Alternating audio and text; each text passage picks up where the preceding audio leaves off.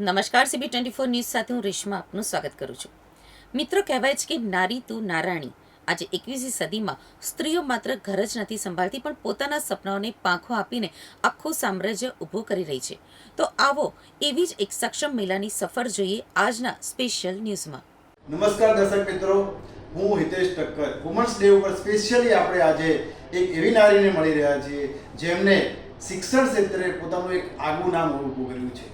અમદાવાદના અંદર એમની એક અલગ ઓળખાણ છે, અલગ પહેચાન છે, એવા ધ્રુવાંગી અનડકર. હું ધ્રુવાંગીબેનને કહીશ, આ કાર્યક્રમમાં તમારું સ્વાગત છે. તમારો પરિચય અમારા દર્શક મિત્રોને આપો. Namaskar, I am Dhruvangi Anadkar, Director of Meet Sars Academy. And this academy serves different boards 6 to 10, 11, 12th. And we have two centers in our Karma Bhumi, Gota area. Thank you. બહુ સરસ. તમારી આ સફર વિશે થોડું ડિટેલમાં જણાવશો અને શરૂઆત કેવી રીતે થઈ આ જર્નીની?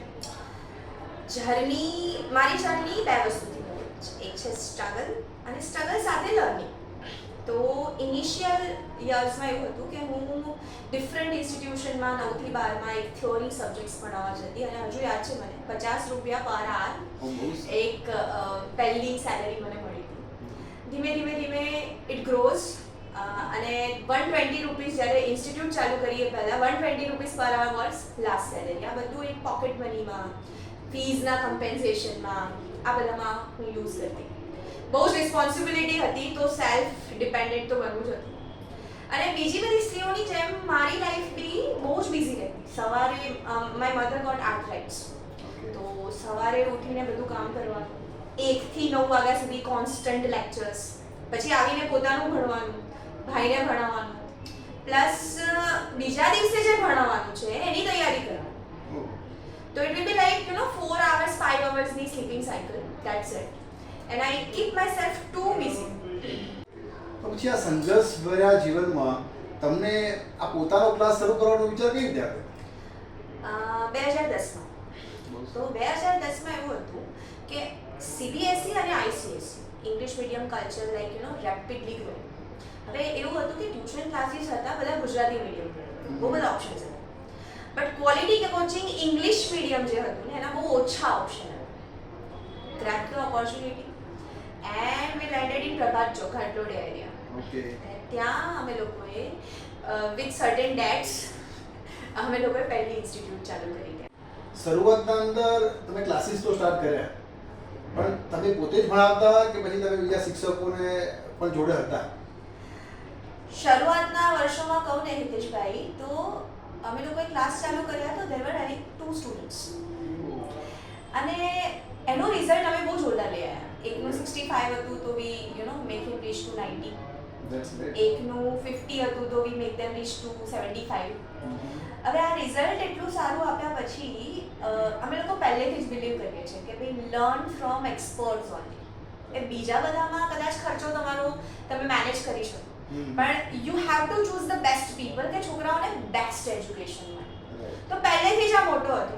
તો પહેલા તો અમે બે જ હતા, હું અને મીત sir. Gradually we increase the staff, we choose the best experts. Okay, and currently even in this ecosystem we have the best tutors. આ બહુ સરસ વાત છે તમારી, પણ આ સંઘર્ષના અંદર બહુ સમય નીકળી ગયો તમારો અને અત્યારે તમે એક સફળતાના ટોચ ઉપર છો. તો આ સમય દરમિયાન તમારી કોઈ મોટી સિદ્ધિઓ હોય એ અમારા દર્શક મિત્રોને જણાવો. બહુ પ્રાઉડલી કહીશ, સિદ્ધિઓની વાત છે તો 150 થી વધારે છોકરાઓ CBSEમાં 90% પ્લસ, 200 થી વધારે છોકરાઓ 85% પ્લસ. ICSEમાં તો અમદાવાદના 4 ટોપર્સ છે એ મિક્સરમાંથી જ ભણીને ગયા છે. GSEBની વાત કરું તો 95 પર્સન્ટાઇલથી પણ વધારે જેટલા લોકોને આવ્યા છે એની સંખ્યા 150 થી વધારે છે. અને IGCSEમાં I think we are considered the top most coaching in Ahmedabad. તમારું આ જીવન અને આ કરિયર ઓરિએન્ટેડ લાઈફ અને સંઘર્ષમય જીવન મારા દર્શક મિત્રોને બહુ જ પસંદ આવ્યું હશે. પણ છેલ્લે હું એવું પૂછીશ તમને અને કહીશ કે અમારા દર્શક મિત્રો જે બહેનો છે, તો આ વુમન્સ ડે ઉપર તમે એમને કંઈ મેસેજ આપવા માંગો છો? જરૂર. સો entrepreneurship is not only business. It is something you have to create impact in society. અને આપણી બીજી સ્ત્રીઓની જેમ હું પણ એક વાઇફ છું, બ્લેસ્ડ વિથ 2 બ્યુટિફુલ ડોટર્સ. અને એની સાથે પેશન્સ, ઇમોશનલ સ્ટેબિલિટી આ બધું સ્ત્રીમાં હોય જ છે, વિમેનમાં હોય જ છે. મલ્ટીટાસ્ક કરે પહેલેથી છે, બટ ખાલી એક ચાન્સ ટુ સ્ટાર્ટ. તો what I want to say, to tell every women outside, just start small, stay consistent, and it will create impact automatically. So happy Women's Day to all the inspired ladies out there, and thank you for watching me.